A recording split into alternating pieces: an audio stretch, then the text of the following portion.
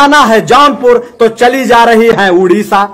और आपने देखा होगा कि आज जो देश के प्रधानमंत्री हैं जो कहते हैं कि दुनिया में हमारा डंका बज रहा है, ये बेचारे तो सबसे भटके हुए हैं। यही प्रधानमंत्री जी भटक के चले जाते हैं चीन में और वहां के राष्ट्रपति को झूला झूलाते हैं। ये कि भटके हुए लोग न तो देश चला सकते हैं, न तो रेल चला सकते हैं और न तो सत्ता चला सकते हैं।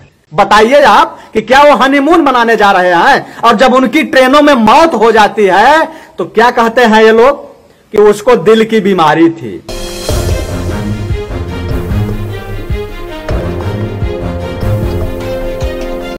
सभी साथियों को राजेश्वर यादव का प्रणाम। मेरे नौजवान साथियों, आज पूरे देश के अंदर सिर्फ एक ही सवाल पूछा जा रहा है कि आखिर 50 दिन तक लॉकडाउन में मजदूरों को जहां के तहां रोक दिया गया और ये मजदूर जब पैदल चलने लगे सड़कों पर और दुर्घटनाग्रस्त होने लगे और या तो रास्ते में चल करके यह मौत का शिकार होने लगे, तो पूरे देश के अंदर मीडिया, सोशल मीडिया पर एक ट्रोल चलाया गया कि आखिर अमीरों के लिए जहाज चलाई जा रही है और गरीबों के लिए ट्रेन क्यों नहीं।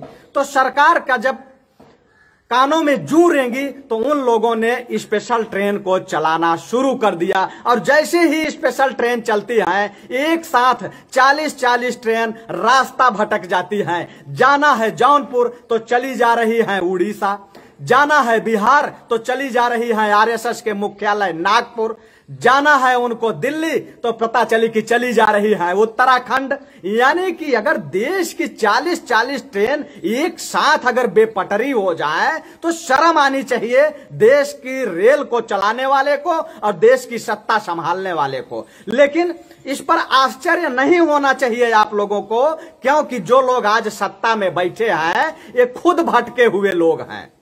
क्योंकि ये लोग अपना जिसको आदर्श मानते थे वह खुद ही रास्ते से भटके हुए लोग थे। ये लोग सावरकर की पूजा करते हैं और सावरकर को अपना आदर्श मानते हैं और सावरकर वही थे जो क्रांतिकारियों की मुखबिरी भी करने का काम करते थे।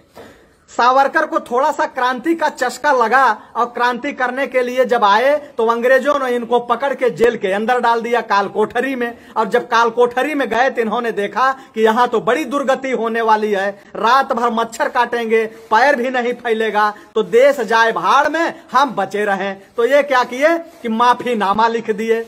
तो कहने का मतलब यह है कि सावरकर भी क्रांति के रास्ते से भटक गए माफीनामा लिख करके।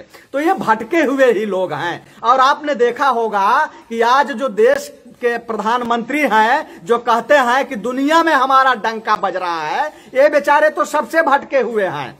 इनकी जैसे ही शादी होती है 3 साल के बाद ये बीबी को छोड़ करके घर से भटक जाते हैं और उसके बाद जब ये पीएम की कुर्सी पर बैठते हैं तो रात दिन पानी पी करके पाकिस्तान को गाली देते थे, रात दिन गाली देते थे। और लेकिन जैसे ही पीएम की कुर्सी पर बैठे तो ये बेचारे दिल्ली का रास्ता भटक करके पाकिस्तान चले गए नवाब शरीफ के यहाँ बिरयानी खाने, वहां बिरयानी खा करके आ गए। और उसके बाद उस चीन को, जिस चीन को हमेशा ये मीडिया कहती है कि ड्रैगन भारत को आंख दिखा रहा है, ड्रैगन भारत को आंख दिखा रहा है, ड्रैगन भारत की जमीन को कब्जा कर लिया, यही प्रधानमंत्री जी भटक के चले जाते हैं चीन में और वहां के राष्ट्रपति को झूला झूलाते हैं। तो ये भटकना इनका पुराना रिश्ता रहा है, भटकाव से इनका बहुत गहरा नाता है। और आज जो ये ट्रेनें भटक गई हैं तो आप लोगों को समझ जाना चाहिए कि भटके हुए लोग न तो देश चला सकते हैं, न तो रेल चला सकते हैं और न तो सत्ता चला सकते हैं।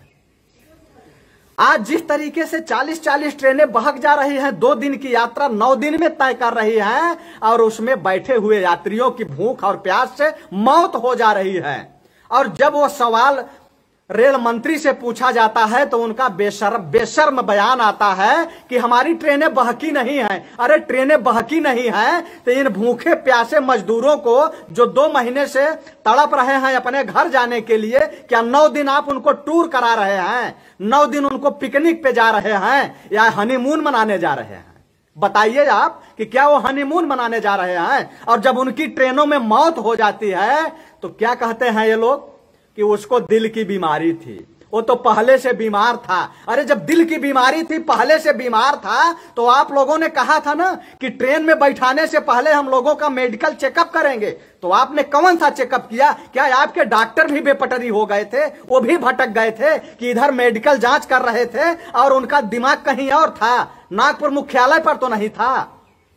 तो ये जो है बहुत ही गए गुजरे लोग हैं।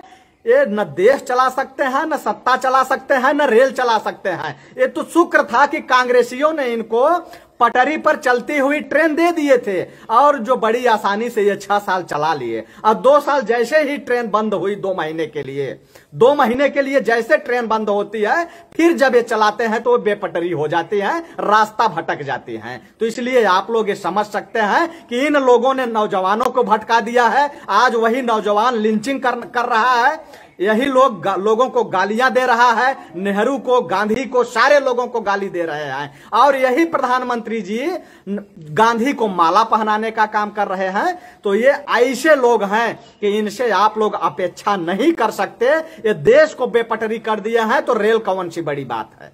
चैनल को सब्सक्राइब नहीं किया है तो प्लीज सब्सक्राइब कीजिए और ताज़ा अपडेट पाने के लिए बेल आइकन को दबाना ना भूलें।